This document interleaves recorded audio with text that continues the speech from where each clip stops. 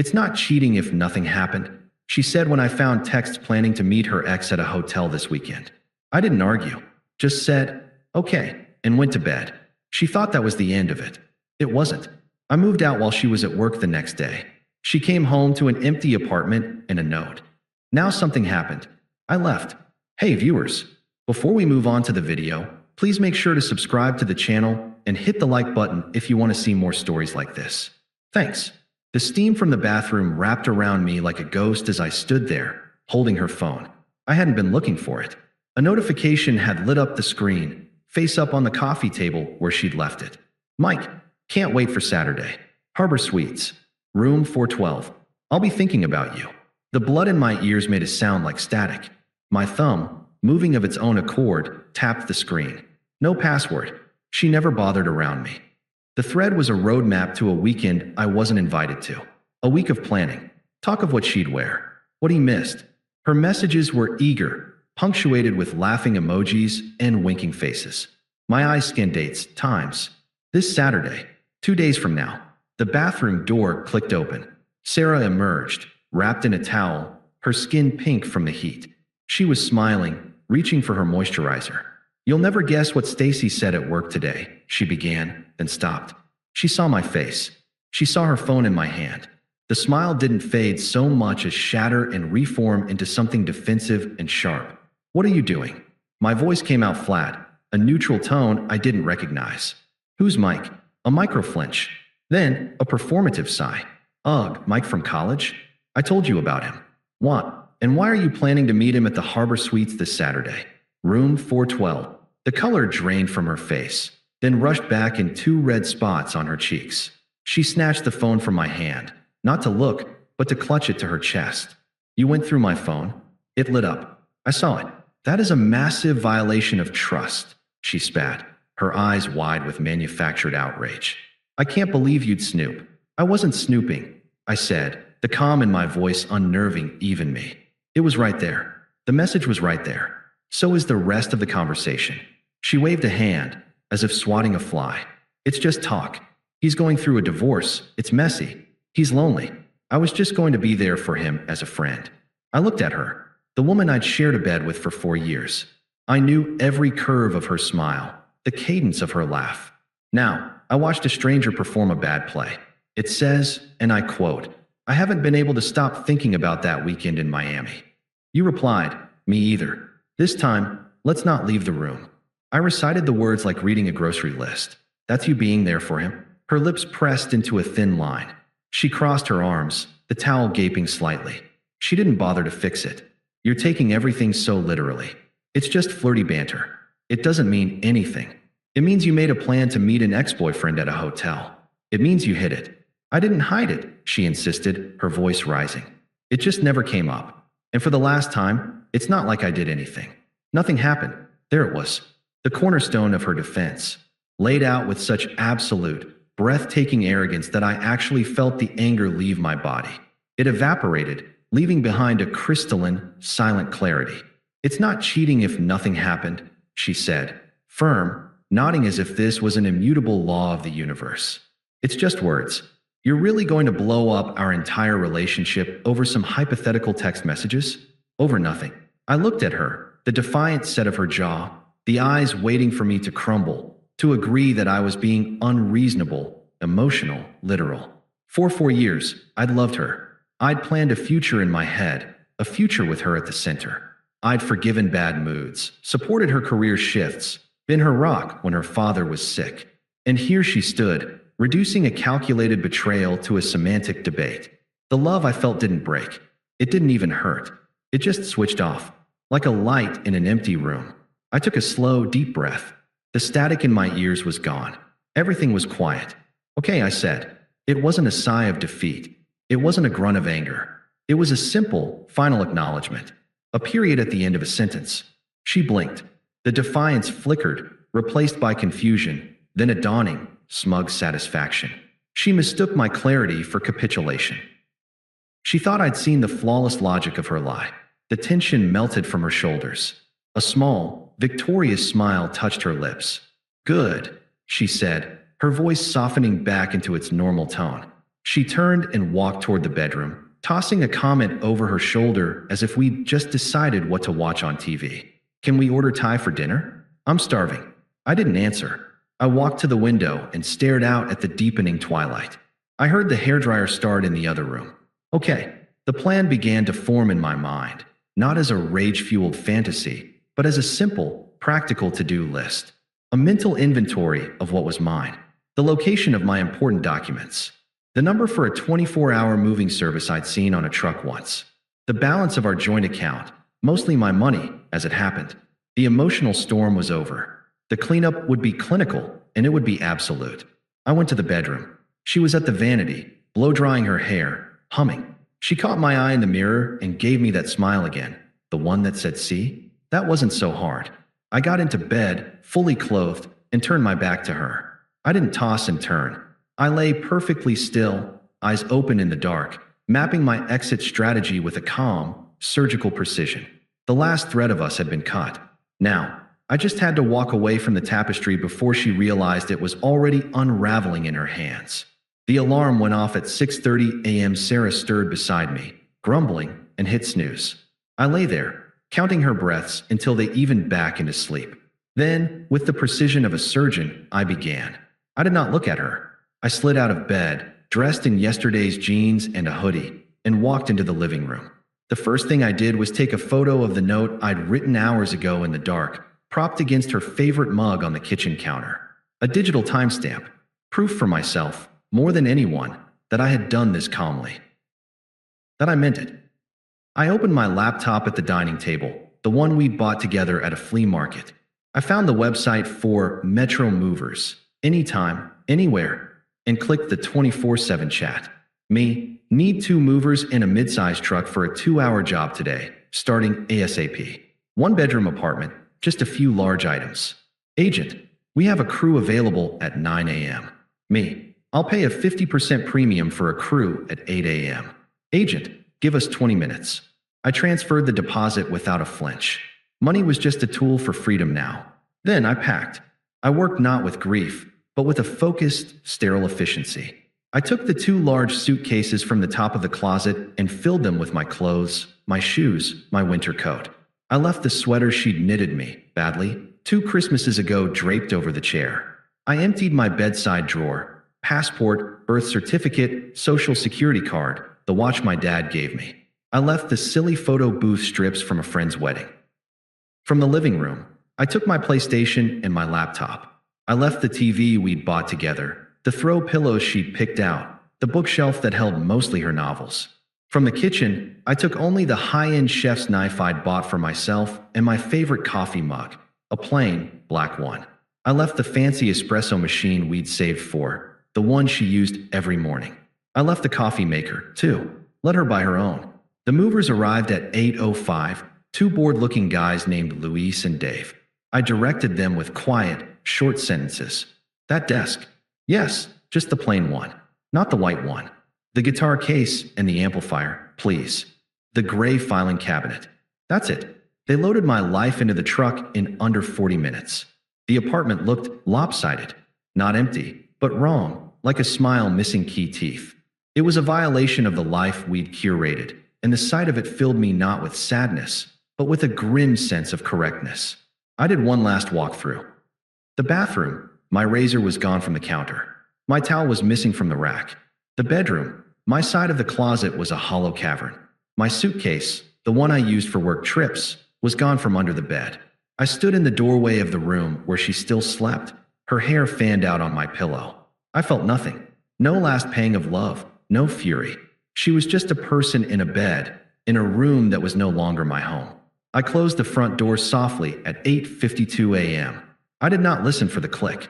I walked downstairs, handed Luis a cash tip, and gave him the address for a storage unit across town I'd rented online an hour prior. Then, I got into my own car. I drove to a bland, mid-tier extended stay hotel on the other side of the city. I paid for a week in cash. The room smelled of artificial citrus and stale air. I set my suitcase down on the floral bedspread. Silence. It wasn't the silence of loneliness. It was the profound, absolute silence of a decision executed. The white noise of her presence, her moods, her expectations, the low-grade anxiety of the last 24 hours, it was all gone. For the first time in years, the only thing in my head was my own thoughts. I powered on my phone. A barrage of notifications flooded the screen, a digital tsunami breaking against my newfound calm. 3 missed calls, Sarah. 1 new voicemail. Text messages, Sarah, 9:17 a.m., you didn't wake me up? Where are you? Sarah, 9:45 a.m., are you at work already? Call me when you get this. I could picture it. Her waking up, late, scrambling for work. The first flicker of unease when she saw my side of the closet. I put the phone face down on the nightstand. I took a shower in the small, plastic stall. The water pressure was terrible. It felt amazing. When I got out, the phone was lit up again. Sarah, 10:31 a.m. my TV is gone. What the hell? Sarah, 10:33 a.m. you took the coffee maker? Are you serious right now? Sarah, 10:45 a.m. I'm calling your work. Sarah, 10:52 a.m. they said you called in sick.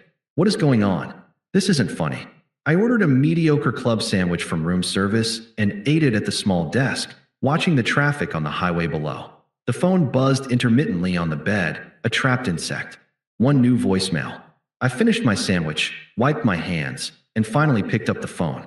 I pressed play and put it on speaker, leaning back in the cheap chair. Her voice was high, tight with a panic that was just beginning to curdle into anger. What the hell? Where are you? Are you serious right now? You just move my things. You just take stuff in the night?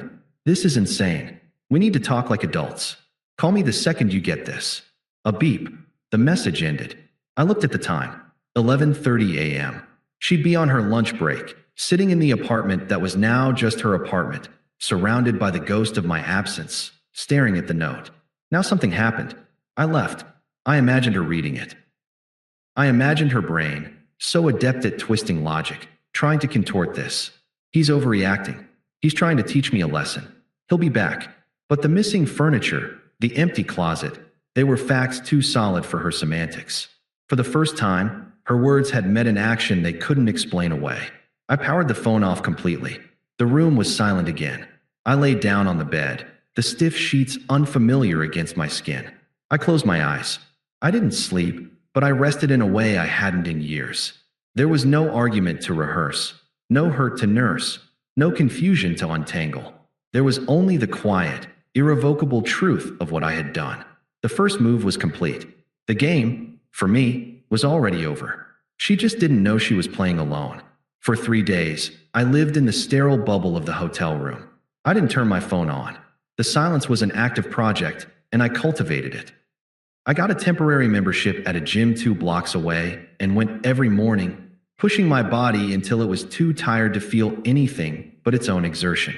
I bought a new coffee maker, a simple one, and drank from my black mug at the small desk, looking at apartment listings online. I was a ghost building a new skeleton, and the process was peaceful. On the 4th morning, I powered on my phone. It chimed for a full minute, a symphony of delayed misery. 17 missed calls, 8 new voicemails, countless texts. I listened to the voicemails in chronological order, my face impassive. Voicemail 1, day 1, 12:15 p.m. panic. Okay, you've made your point. This isn't funny anymore. Where are you? Call me. Voicemail 2, day 1, 6:47 p.m. anger. My mom is freaking out. My friends think you're a psycho. You can't just abandon shared responsibilities. The rent is due next week. You call me right now. Voicemail 3, day 2, 10:03 a.m. confusion. I went to Mike. I told him what happened. He said it was too much drama. He hasn't texted me back. Is this what you wanted? Voicemail 4, day 2, 11:30 p.m. tears. Raw, messy crying. Please, just come home. I'm sorry. I'm so sorry. It was a mistake. I didn't go? Doesn't that count for anything? I deleted them all. Then I scanned the texts. They told the same story in reverse. Anger crumbling into bargaining. The final text, sent last night, was a single line. We need to talk. Please. I had just finished my coffee when the phone rang in my hand. Sarah. I let it ring 3 times, then answered. I said nothing. Hello? Are you there? Her voice was raspy, thin. I'm here. A sharp intake of breath. Oh, thank God. Listen, you need to come home. We can fix this. There's nothing to fix, I said, my voice even. I've moved out. You'll need to cover the full rent or find a roommate. I've already spoken to the landlord. I'm off the lease as of the 1st of next month. He has my forwarding information for the security deposit. The silence on her end was stunned. She hadn't expected logistics. She'd expected emotion. You talked to the landlord? Already? Yes. So that's it. You're just going to throw away 4 years? Over nothing. There it was again. The cornerstone. I almost smiled. It wasn't nothing to me.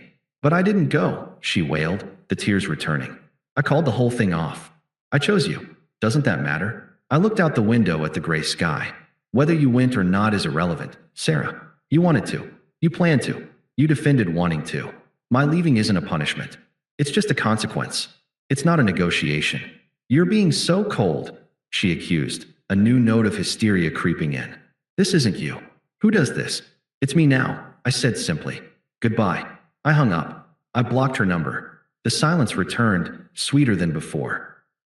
The karma, as I predicted, announced itself through other channels. Her friend Lisa texted me from a number I didn't recognize. Lisa, hey, it's Lisa. Sarah is a wreck. She's not eating. She's going to lose the apartment. Whatever she did, is this really worth destroying her life over? Just talk to her. Be the bigger person. I stared at the message. Be the bigger person. A phrase used exclusively to ask the wrong party to eat more shit. I didn't respond. I blocked that number too. A week later, a voicemail from an unknown number bypassed the block. Her voice was shaky, hollow. He used me. Mike. He just wanted an ego boost. He's back with his wife. My friends, they're saying they told me so. My mom is so disappointed. I have to move in with my cousin because I can't afford the place alone. Please, I need you. I'll do anything. You win, okay? You win. I deleted it. You win. She still saw it as a game with a score, not a bridge she'd burned. I found an apartment. A modern one-bedroom with a view of the river. I bought new furniture, piece by piece, choosing only what I liked. I immersed myself in work, and my boss, noticing the sudden, focused output, put my name forward for a major project. I started going out with colleagues, relearning how to have conversations that didn't revolve around someone else's emotional weather. 6 months dissolved. Sarah became a memory with the emotional weight of a textbook fact. The hurt was archived. Then, a text from an old mutual friend, Kyle, who'd always been decent. Kyle, hey man, hope you're good. FYI, Sarah knows you'll be at the Oak Barrel for Jake's thing tomorrow. She might show. Thought you should know. I replied, thanks for the heads up. I wasn't worried. I felt nothing. The Oak Barrel was bustling for a Thursday. Jake was holding court at a large table, surrounded by friends from different chapters of life. I was there, leaning against the bar, nursing a whiskey, laughing at something my coworker, Maya, had said. I felt easy in my skin. This was my life now. It was good. I saw her the moment she walked in. She looked effortful. Her hair was styled a new way, her dress a little too dressy for a pub, her makeup perfect but thick. She scanned the room, her eyes landing on me. There was a desperate hope in them that flickered and died when she saw my expression, a polite, blank slate. She weaved through the crowd. I didn't look away. I just waited. Hey, she said, stopping a few feet away. She smelled of a familiar, expensive perfume. Hello, Sarah. You look really good, she said, the words tumbling out. Healthy, successful, at peace. All the things she wasn't. Thanks. I didn't return the compliment. I took a sip of my drink. The silence stretched, screaming at her. She took a sharp breath. I've been in therapy. For months now. That's good, I said, the way you'd acknowledge a stranger's claim about the weather. It is. It's made me see everything. So clearly. What I did with Mike, the text, it wasn't about you. It was a cry for help. I was insecure. I was lost. I never, ever meant to actually lose you. Her eyes were wide, glistening with manufactured sincerity. It was a rehearsed speech. Then, the kicker, delivered with a fragile smile. I didn't cheat, you know. In the end, I almost laughed. There it was. The final, clinging thread of her narrative. Even now, even after all of it, she needed to win the semantic argument. I set my glass down on the bar with a soft click. I looked at her, really looked, and saw only a person who had once been important. There was no charge left, not even negative. I believe you that you're working on yourself, I said, my voice calm and clear. That's good for you, but it has nothing to do with me. She flinched. It has everything to do with you. You're why I held up a hand, gentle but firm. Stop. The word wasn't harsh, but it was absolute. You were right about one thing that night. Words matter. Your words showed me exactly who you were and what you thought of our relationship. My action, leaving, was just me believing you. She opened her mouth, but no sound came out. The script was failing. You didn't lose me, Sarah. I continued, my tone that of a man stating simple facts. I left, and in leaving, I found a life where I don't have to monitor hotel reservations or debate the definition of respect. I found peace. I saw it then, the true, dawning horror in her eyes. It wasn't about my anger or my pain, which she could have worked with. It was about my indifference, my complete and total emotional vacancy where she once lived. She was a ghost to me. I picked up my drink again, nodding toward my friends. This chapter is closed. I've moved on. I sincerely hope you do too, but that's your journey, not mine. I met her gaze one last time, offering a final, quiet truth that was more devastating than any insult. Goodbye, Sarah. I turned and walked back to the table. Maya nudged me. Everything okay? Who was that? I slid into my seat, the warmth and laughter of my friends wrapping around me. I took a sip of whiskey, the smooth burn a pleasant anchor in the present moment. I glanced back once. She was still standing where I'd left her, a statue of irrelevance in the middle of the happy crowd. I turned to Maya and smiled, a real, easy one. No one, I said, just someone I used to know. And for the first time since reading that text in a steam-filled living room, I knew it was the absolute, unshakable truth. Thanks for watching. Make sure to subscribe to the channel and hit the like button. What do you think about this story? Share it in the comments.